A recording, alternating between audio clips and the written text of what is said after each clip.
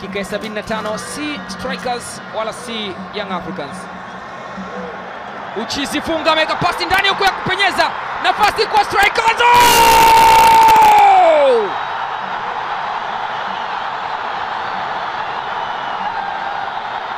Antulu Yose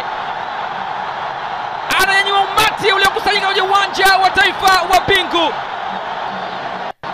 anaiandikia Silver Strikers goli ambalo linaweka alama nyingi za kuuliza katika nyuso za Young Africans. Aina yao ya kushangilia huenda ikawa inakera zaidi.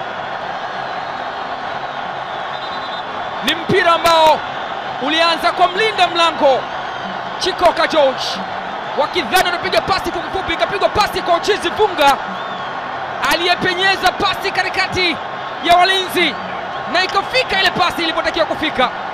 Ernest Petro akaona hapa mazingira ni magumu, siwezi kufunga mwenyewe.